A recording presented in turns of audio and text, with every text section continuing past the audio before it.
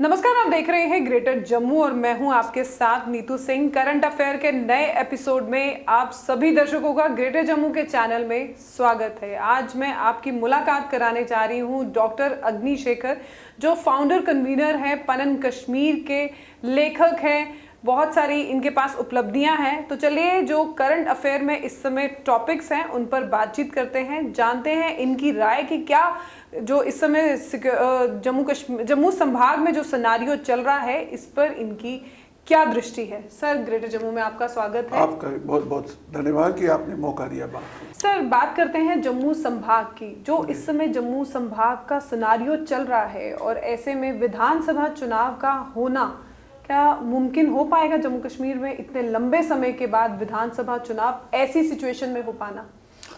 मुझे लगता है कि इस समय हमको नहीं कहना चाहिए। बहुत लंबे समय से जम्मू की बहुत संवेदनशील मोड़ पर पहुंचा हुआ है। आप कम से कम पिछले 3-4 वर्ष का देखिए, जम्मू को टारगेट किया जा रहा है सिस्टमैटिक एक ढंग से। जो हमको लगता है, आपको लगता है कि इन्होंने जो राजौरी और रियासी बेल्ट चुना है और जो बीच बीच में आप इधर इस साइड में देखिए, अब तो बिल्कुल सिनेरियो ऐसा है कि अभी कल की बात है कि ये हमने पढ़ा कि आसाम राइफल के 2 बैटालियन यहाँ मंगवाए गए हैं। और 2 बैटालियन बनवाना कोई इजी बात नहीं होती है। जो जानते हैं, जानकार है, लगभग 1000 सिपाहियों का एक बैटालियन होता है। यानी आपको 2000 सिपाही special commandos type Assam rifles के मंगवाने पड़े। तो उससे हमको अंदाज़ा होता है कि हालात कहाँ हैं। और ये भी उड़ती खबरें हैं कि 600 आ गए हैं जी पाकिस्तान से, कुछ लोग 1000 कह रहे हैं। जो भी हो वो सरकार जाने, लेकिन हम 3-4 साल से देख रहे हैं कि पाकिस्तान और जो जिहादी टेररिस्ट है, एलिमेंट हैं, उनके सपोर्टर्स हैं, ये इनका फोकस अब फ्रॉम कश्मीर टू जम्मू आ गया है। कश्मीर से जम्मू आने के पीछे मैं किसी से बात कर रहा था कल, मैंने कहा ये गलत सोच रहे हो कि देखो जी वहाँ प्रेशर आ गया, इधर भागे। मैंने ऐसा नहीं है, हमको नहीं लगता है। जब 90 में भी उन्होंने डोडा, भद्रवाह, किश्तवाड़ और जिसे चनाब वैली कहा जाता है, तो ये कहा जा रहा है वहाँ जी उनका सिक्योरिटी फोर्स का प्रेशर है, वो इधर। मैंने कहा नहीं, ये अपने पर फैला रहे हैं, ये ऑप्टर कश्मीर जम्मू कर रहे हैं।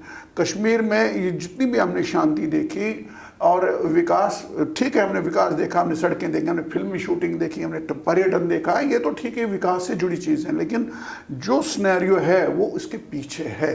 तो हमको जो लगता है कि अब इन्होंने टैक्टफुली जम्मू को फोकस किया है और जम्मू में लगभग जो जम्मू का राष्ट्रवादी समाज है, जो जम्मू का डोगरा समाज है, इसको दहशत में लाने का, इसको भयभीत करके रखने का ये इनकी स्ट्रेटजी में होता है। जैसे कश्मीरी हिंदुओं को दहशत में लाया पहले, फिर पंजाबी हिंदू जो था वहाँ, जो जितने भी लोग थे उनको दहशत में ला करके, और वर्ल्ड को मैसेज दिया जा रहा है कश्मीर आफ्टर कश्मीर, जम्मू हमारे हाथ में है।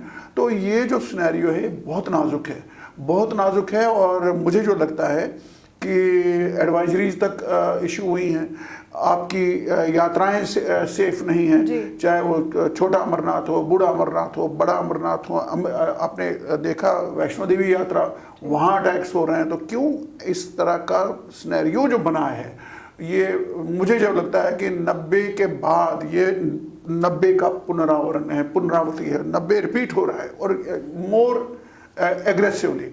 तो इसमें मुझे लगता है कि आम जनता को भी जागरूक होना चाहिए, नज़र खुली रखनी चाहिए, और सिक्योरिटी तो वो तो सरकार का काम है। तो ऐसे में जब आप चुनावों की बात करते हैं, आपने लोकसभा चुनाव देखे अभी हुए, और जो बड़े बड़े दावे किए जा रहे थे, हमारी सरकार जो वर्तमान सरकार है, इनकी हालत तो ये हो गई, इन्होंने अपना एक कैंडिडेट तक नहीं उठाया।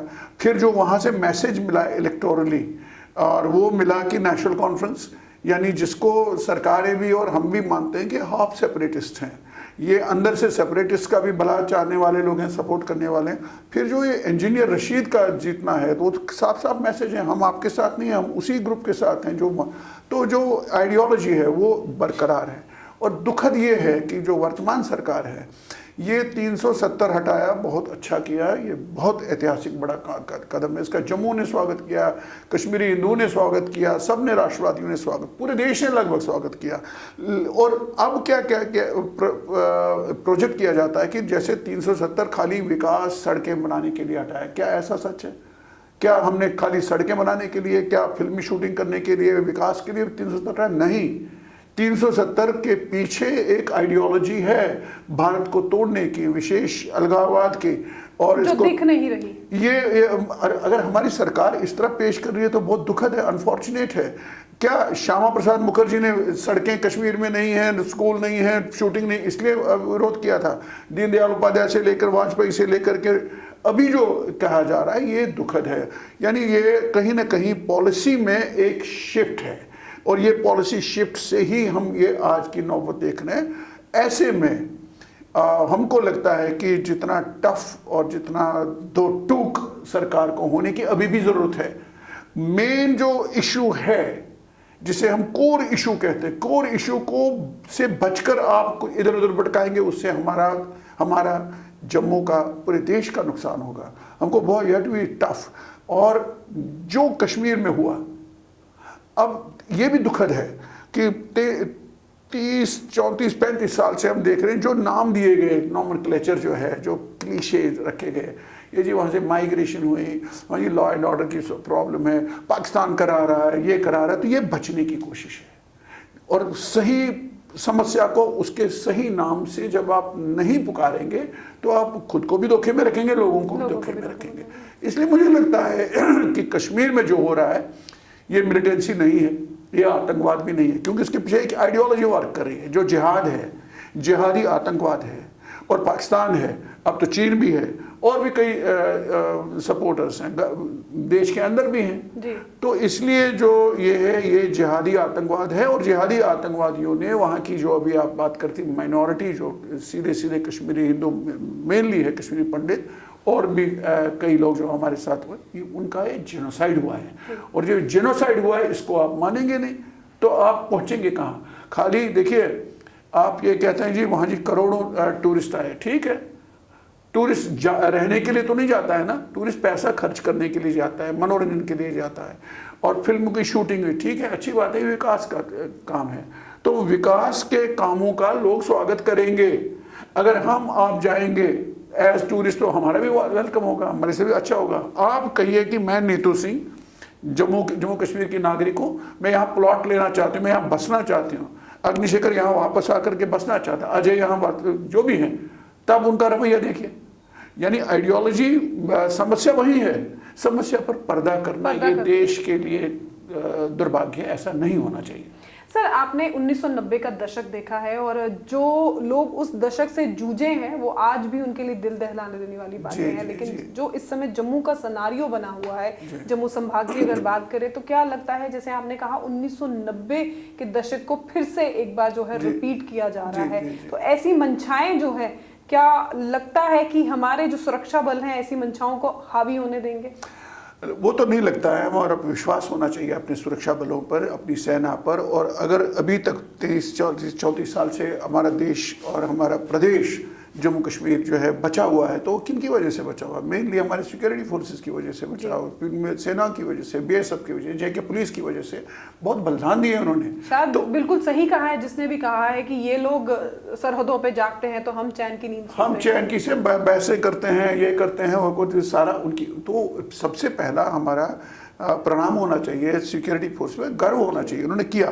लेकिन सिक्योरिटी फोर्सेस भी तब करेंगी जब एक पॉलिसी क्लियर हो कि कमवट में पंजाब का आतंकवाद कैसे हुआ, गिल कैसे हुए, वो चुन चुन कर मारते थे। चाहे आपका आतंकवादी बाके कलकत्ता गया हो, कलकत्ता जाके के उसके मारते थे। और जब वो दहशत आ गई कि मुझे छोड़ेंगे नहीं और उनके बचाने वालों को छोड़ेंगे नहीं, तो वो एक भाव बहुत हद तक है, लेकिन पूरी तरह से नहीं। सरकार को चाहिए, इस केंद्र सरकार को चाहिए, अब जो भी है मैं उसमें मैं नहीं जाऊंगा कि विवाद खड़ा करने के लिए। अभी भी मौका है, अभी भी मौका है, इसको एड्रेस करिए। ये जेनोसाइड है और ये मामूली घटना नहीं है। इसको ढकिए मत टूरिस्ट के आंकड़ों से, इसको ढकिए मत शूटिंग से, इसको ढकिए मत वहाँ सड़कें बह। वो ठीक है, वो सड़कें यहाँ भी बननी चाहिए थी, जम्मू में भी।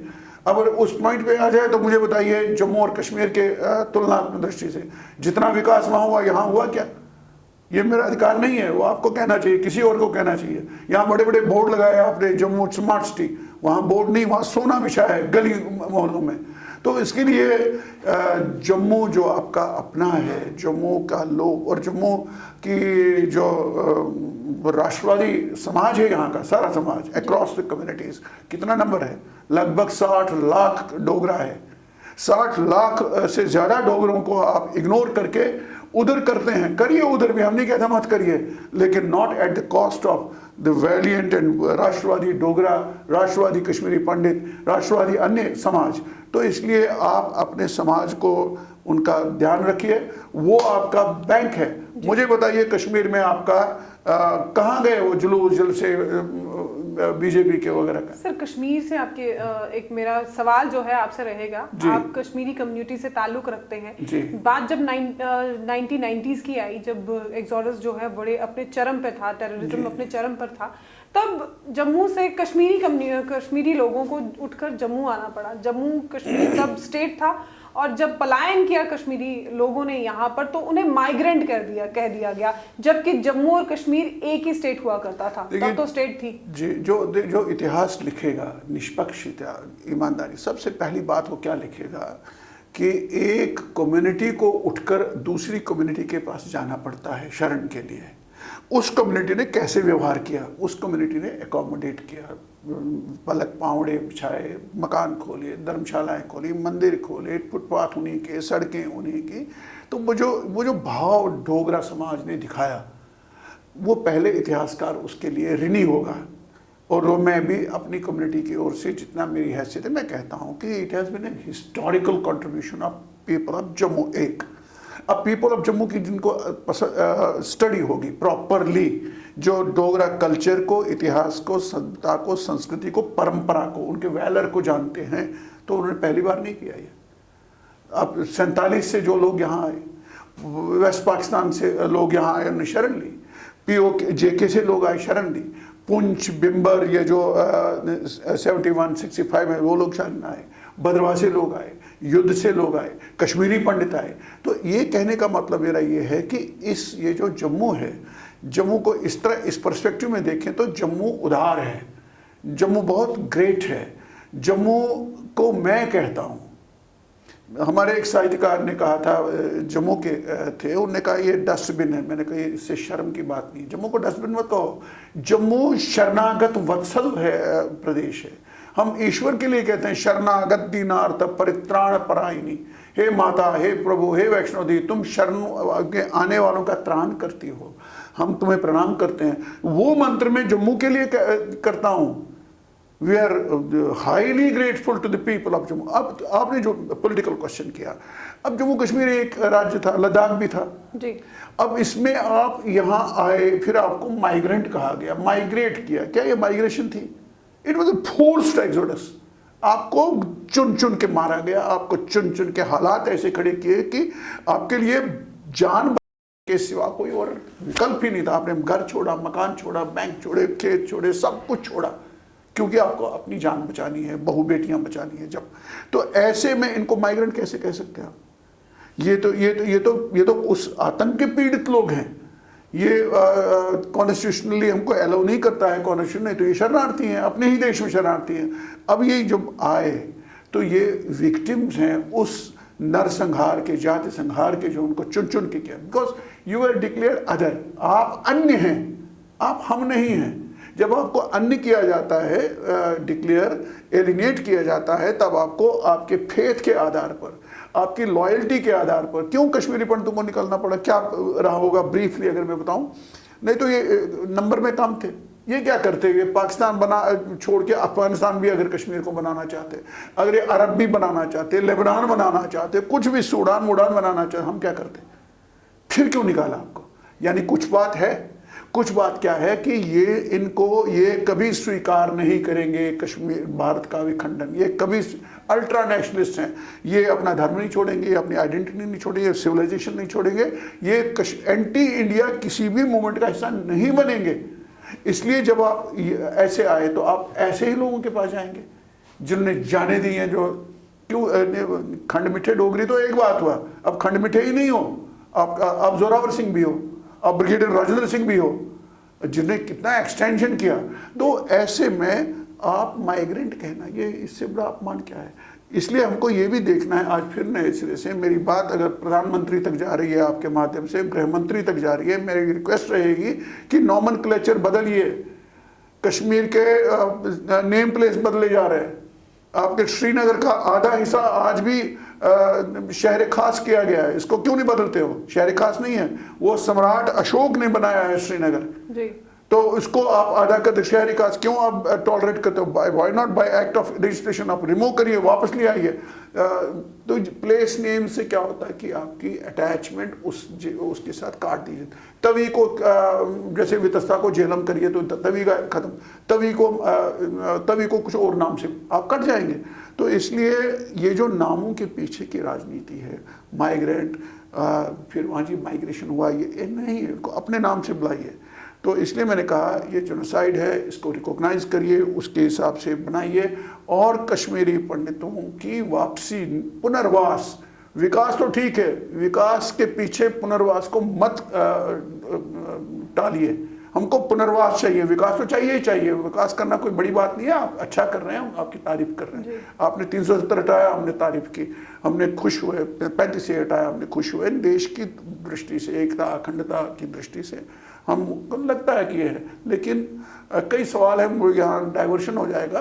370 हटाया आपने 315 साल का ये वो क्यों रखा? फिर ये जो क्या कहते हैं उसको, फिर आपको डोमिसाइल मिलेगा, क्यों डोमिसाइल की क्या जरूरत थी? अगर 370 हटाया था हटाया तो वो अलग डिस्कशन हो जाएगा। लेकिन जम्मू की इस सिनारियो में पर्टिकुलरली अभी बांग्लादेश के बाद आप देखिए पूरे भारत पे संकट का टाइम है। सारे देशवासियों को एकजुट होना चाहिए। और मुझे खुशी है कि अभी न्यूज़ आ रही थी, विपक्ष और सत्ता पक्ष दोनों ने एकजुटता दिखाई, देशवासियों को भी एकजुटता दिखाई। देखिए आप कल्पना करिए कि चारों तरफ से हम अनसर्टेनिटी, इंस्टेबिलिटी से गिर गए हैं। बांग्लादेश, आप पाकिस्तान देखिए, चीन का देखिए, और जो ताकतें हैं। तो ऐसे में जम्मू कश्मीर तो बहुत ही नाजुक है। ऐसे में कश्मीर से जम्मू और जम्मू प्रोविंस पर मुझे लगता है कि जम्मू वासियों को, हम सब को अलर्ट रहने की ज़रूरत है। गवर्नमेंट को टफ लेने की ज़रूरत है। और मुझे लगता है प्रदेश बचेगा, हमारा देश बचेगा, देश बचेगा, हम बचेंगे। सर, आपने बात की घर वापसी की, रिलीफ एंड रिहेबिलिटेशन को लेकर लगातार सरकार बड़े बड़े वादे भी करती आई है और कश्मीरी कम्युनिटी आज भी इंतज़ार कर रही है। लगभग 30-35 साल हो चुके हैं, आज भी उनकी घर वापसी का जो इंतज़ार है वो ख़त्म ही नहीं होने को आ रहा। और रिलीफ एंड रिहेबिलिटेशन की अगर बात की जाए तो उसको आप कैसे आंकते हैं? क्योंकि बड़े बड़े वादे, देखिए कब तक? आपके इस सवाल में कई सवाल हैं। इसमें सबसे पहले policy stand government of India का, ये आज की नहीं, जो 90 से पॉलिसी ली गई, तो उस पॉलिसी में ही हमको खोट लगता है। क्योंकि आपने, वो तो ठीक है, जो आपका तत्काल ज़रूरत है उसको एड्रेस करना है, ज़रूरी किसका नहीं है। अब मैं आपको बताऊँ रिलीफ के बारे में भी आपके माध्यम से ये कहना चाहता हूँ, जो कैश रिलीफ लेते हैं वो तमाम कश्मीरी पंडितों को नहीं मिलता, परिवारों को, रजिस्टर्ड सब हैं। जैसे मैं अपनी बात से देखने वाले, सुनने वालों को बताऊं कि मैं सरकारी मुलाजिम था जी। मुझे रिलीफ की ज़रूरत नहीं थी, ज़रूरत रही होगी लेकिन मुझे एंटाइटलमेंट नहीं थी। मेरे घर में मेरा भाई है, उसका दुकान था, स्टूडियो जला दिया, वो सरकारी, उसकी ज़रूरत है, वो रिलीफ होल्डर है। अब इसी तरह के एक सेक्शन है कश्मीरी पंडित में जो खेती करते थे, दुकान करते थे, नौकरी नहीं करते थे, ये उनके लिए है, उसी सेक्शन को है। अब मैं एक मिसाल से, आम आदमी जो देखने वाले हमारे हैं ग्रेटर जम्मू का, शुक्रिया आपने ये बात रखने का भी मौका दिया कि अब देखिए मैं जब सरकारी मुलाजिम था, मेरी उस समय की सैलरी कितनी थी 90 में। आपने जो रिलीफ वाला है जिसको आपने मतलब उसको कितना दिया, 500 रुपये, 9 किलो चावल। उस समय मेरी तनख्वाह कितनी थी, लगभग 3000, यानी वो 2500 पीछे चला गया उस समय। मैं जब रिटायर हुआ सरकारी से, मैं उपनिदेशक के पद से रिटायर हुआ, तो मैं लगभग 1 लाख रुपया तनख्वाह लेता था। लेकिन वही रिलीफ होल्डर, चाहे मेरे घर का भाई ही, जो 500 से मुश्किल से 10,000 तक पहुंचा है। अब उसकी आपको स्वयं, मैं भी कहता हूँ महंगाई है, 1 लाख वाला 10,000 वाले की क्या हालत होगी। एक तो वो आपने पूरी तरह से मार्केट के हिसाब से आंका नहीं, कोई रिलीफ में बढ़ोतरी आप कर ही नहीं रहे, बार बार बीखना पड़ता है, मांगना पड़ता है, नौकरियां हैं। अब ये रिलीफ अलग है, रिलीफ और ये रिहेबिलिटेशन का हिस्सा नहीं है। रिहैबिलिटेशन कश्मीर के साथ जोड़िए। जो रिलीफ आपका है, जो इमीडिएट मेजर्स हैं, उनमें आप ऐसे लोगों के लिए दवाई, ऐसे लोगों के लिए, और वो भी नहीं आप दे रहे हैं। यहाँ एक फंड है, अगर कोई इमरजेंसी में उसकी शिफ्ट करना पड़े, उसको 4-5 लाख रुपये वो नहीं दे रहे हैं। आपका स्वास्थ्य दैनंदिन जो रोज़मर्रा की तकलीफ है उसको रिलीफ एड्रेस करता है, ये तो ठीक है। रिहैबिलिटेशन इसको जोड़ के इसके साथ क्या है? रिहैबिलिटेशन है कि जो लोगों को निकलना पड़ा, निकाले गए, उन लोगों की वापसी रिहैबिलिटेशन के लिए क्या है गवर्नमेंट के पास?